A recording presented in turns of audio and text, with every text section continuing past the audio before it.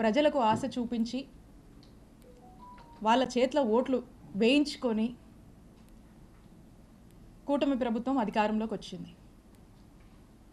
కూటమి ప్రభుత్వానికి చెందినటువంటి ముఖ్యమంత్రి చంద్రబాబు నాయుడు గారు రీసెంట్ టైమ్స్లో మనం చూసాము, డబ్బులు లేవని ఇచ్చినటువంటి హామీల్ని ఇప్పుడప్పుడే అమలు చేయలేమని తేల్చి చెప్పేశారు.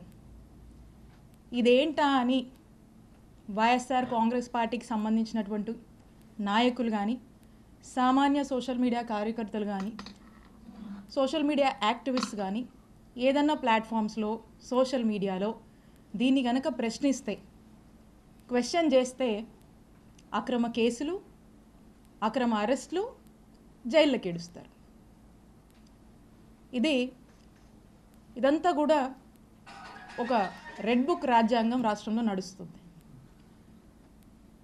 మరి ఈ రోజున ఇది ఎలా అయిపోయిందంటే మన రాష్ట్రంలో ఇదొక పాలసీ మాదిరిగా, ఇదొక గవర్నమెంట్ పాలసీ, ఈ గవర్నమెంట్ పాలసీ రాష్ట్రం మొత్తం ఇంప్లిమెంట్ చేయాలి కావచ్చేమోనని ఇక ఇది ముందుకు కొనసాగుతూ ఉంది.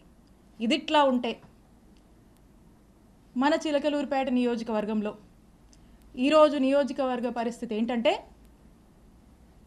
ఒక ఆటవిక అరాచక పాలన చిలకలూరిపేట నియోజకవర్గంలో కొనసాగుతుంది. ఇక్కడున్నటువంటి ఎమ్మెల్యే పుల్లారావు గారు అవినీతికి ఘనపాటి పత్తిపాటి అని చెప్పొచ్చు. ఇక్కడ ఒక చక్కటి నరేటివ్ని, కట్టుకథ చక్కగా అల్లి ఒక వ్యక్తిని ఈ పుల్లారావు గారు స్టేషన్కి పంపిస్తాడు. పంపించి ఒక కంప్లైంట్ ఇప్పిస్తాడు.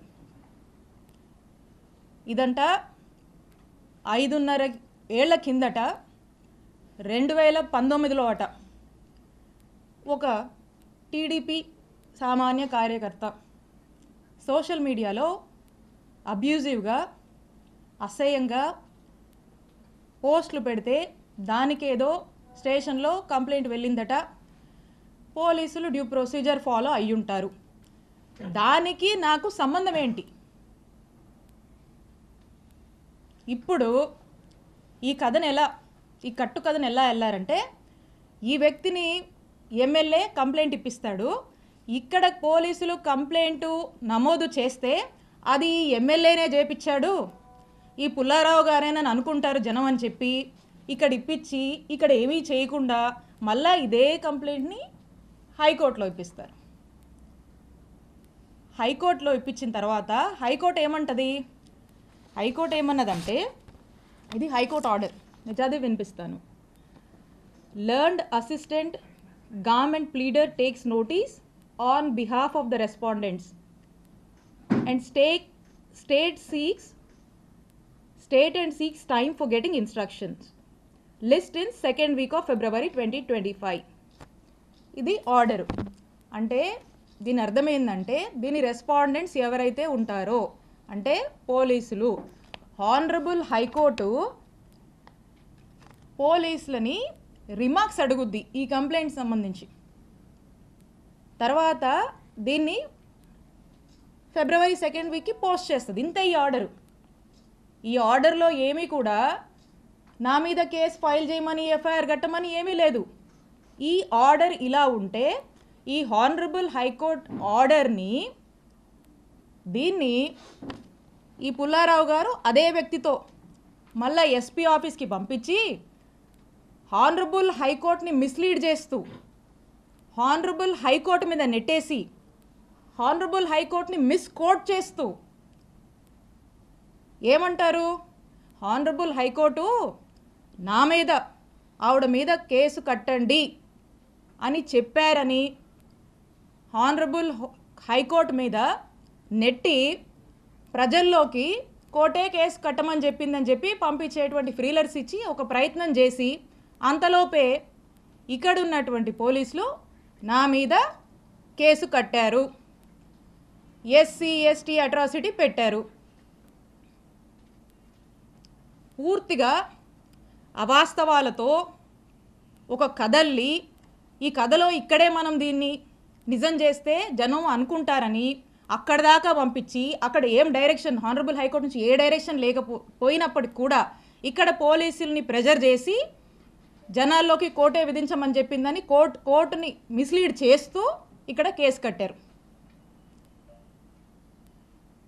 ఎంత డ్రామానో చూడండి. ఇదిట్లా ఉంటే రాష్ట్రంలో ఎలక్ట్రిసిటీ ఛార్జీలు పెరిగి ప్రజలు అనేక ఇబ్బందులు పడుతూ ఉంటే వారికి అండగా ఉందామని మా వైఎస్ఆర్ కాంగ్రెస్ పార్టీ నాయకుడు మా జగనన్న పిలుపునిస్తే విద్యుత్ పోర్ అనే కార్యక్రమంలో భాగంగా రాష్ట్ర వ్యాప్తంగా మా వైఎస్ఆర్ కాంగ్రెస్ పార్టీ వాళ్ళంతా కూడా అన్ని నియోజకవర్గాల్లో ఎలక్ట్రిసిటీ ఆఫీసెస్కి వెళ్ళి అక్కడ ప్రజలు ఇబ్బంది పడుతున్నారు, ప్రభుత్వం దృష్టికి ఇది తీసుకువెళ్ళాలి, ప్రజలకి భారం అవుతుంది, ఖచ్చితంగా ప్రభుత్వం దీనికి రెస్పాన్సిబిలిటీ వహించాలి, ఈ ఛార్జీలు తగ్గించాలని మేము రిప్రజెంటేషన్ ఇస్తే స్టేట్ మొత్తం జరిగితే కానీ ఇక్కడ మన చిలుకూరుపేటలో మాత్రమే స్పెషల్. ఇక్కడ మా వైఎస్ఆర్ కాంగ్రెస్ పార్టీ నాయకుల మీద, యాక్టివ్ లీడర్స్ కార్యకర్తల మీద 30 మంది మీద నాతో సహా ఇక్కడ కేసు కట్టారు.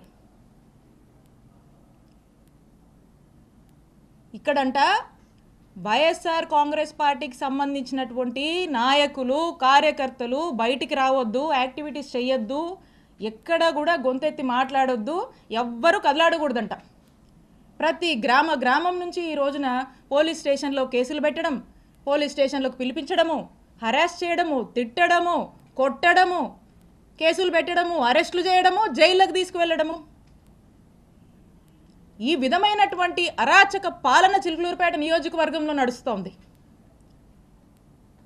ఇదట్లా ఉంటే ఇక్కడున్న చాలామందికి తెలుసు, మా మామగారు 80 సంవత్సరాల వయసు కన్నా పెద్దోడండి. ఆ వయసులో ఉన్నటువంటి పెద్ద మనిషి మీద కూడా కేసు కట్టించాడు ఈ ఎమ్మెల్యే పుల్లారావు. నా మరిది ఫారిన్ సిటిజన్, ఫారిన్లో వ్యాపారాలు చేసుకుంటే నా మరిది మీద కేసు కట్టించాడు ఈ ఎమ్మెల్యే పుల్లారావు. నాకేనా కుటుంబం ఉంది, మీకు లేదా కుటుంబం? ఎన్ని రోజులు సాగుద్ది అనుకుంటున్నారు ఇట్లా? ఎన్ని రోజులు నడుస్తుంది అనుకుంటున్నారు ఇట్లా? నేను ఇక్కడ మీకు ఒక్కటే చెప్పాలనుకుంటున్నా, ఈరోజు నా కుటుంబాన్ని, మా వైఎస్ఆర్ కాంగ్రెస్ పార్టీ నాయకుల్ని కార్యకర్తల్ని మీరు ఇబ్బంది పెడతా ఉన్నారు. పుల్లారావు గారు, మీకంటూ ఓ రోజు వస్తుంది, గుర్తుపెట్టుకోండి. ఇంకోసారి చెప్తున్నా, మా కుటుంబం జోలికి వస్తున్నారు కదా, మాది పురుషోత్తపట్నం, గుర్తుపెట్టుకోండి, ఊహించుకోండి ఒకసారి. నేను ఇక్కడ మీ మీద గెలిచి మిమ్మల్ని ఇంట్లో కూర్చోబెట్టాను. ఇక్కడ 5 ఏళ్ళు నేను పనిచేశా, నేను ఎమ్మెల్యేగా చేశా, నేను మంత్రిగా పనిచేశా. కానీ ఎక్కడ కూడా ఇలాంటి వాతావరణాన్ని క్రియేట్ చేయాల, ఇలాంటి అరాచక పాలనకు మేము ప్రోత్సహించలా.